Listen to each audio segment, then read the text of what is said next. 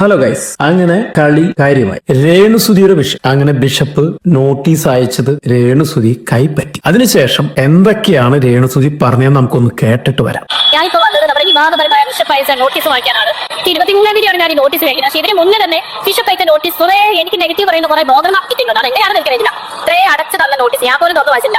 ഇത് കുറെ ബ്ലോഗർമാരെ തലക്ക് തെറ്റിട്ട് ബിഷപ്പ് അയച്ചു കൊടുത്താണോ അറിയിച്ചില്ല. കേട്ടോ, നമുക്കറിയില്ല. എന്നാൽ നോട്ടീസ് കൈപ്പറ്റിരിക്കുകയാണ് ഗൈസ്. ഇനി ആ നോട്ടീസ് എന്താണെന്നുള്ളത് നമുക്ക് വായിച്ചിട്ട് പറയാം. ബ്ലോഗർമാർക്ക് ഞാൻ കൊടുത്തു. ആ ബ്ലോഗർമാർക്ക് തന്നെ ബിഷപ്പ് പോസ്റ്റ് അതാണ് എനിക്ക് അയച്ചത്. സുഹൃത്തുക്കളെ, ഈ സാധനം എനിക്ക് കിട്ടുന്നതിന് മുന്നേ രേണുസുതി സിവിലൈസ് നിൽക്കുന്നതിന് മുന്നല്ല കുറെ കോമമാർ ഈ തലക്കിട്ട് കാട്ടി എത്താനും വേണ്ടിട്ട് ഞാനത് കൈപ്പറ്റിക്കുകയാണ്. എന്റെ മാത്രമാണ് ഞാൻ കൈപ്പറ്റിയിരിക്കുന്നത്. കേട്ടോ, അപ്പൊ ഞാൻ എനിക്ക് കിട്ടുന്നതിന് ഏത് ബ്ലോഗർക്കാണ് ഞാൻ കൊടുക്കുന്നത് എനിക്കറിയില്ല.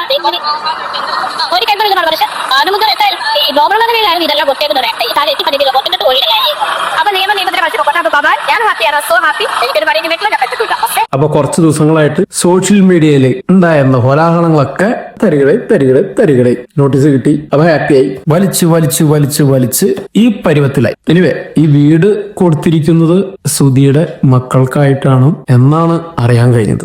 സുധി അവിടെ താമസിക്കുന്നതും പോരാ, മറ്റുള്ളവരെ മോശമായ രീതിയിൽ സംസാരിക്കുകയും അല്ലെങ്കിൽ കളിയാക്കുന്ന രീതിയിലൊക്കെ സംസാരങ്ങൾ വരുമ്പോഴാണ് കൊടുത്ത ആളുകൾക്ക് വിഷമം ഉണ്ടാവാൻ ചാൻസ്. എന്താവുമെന്ന് കാത്തിരുന്ന് കാണാം. ബായ്. എന്നോടൊന്നും തോന്നല്ല കേട്ടോ.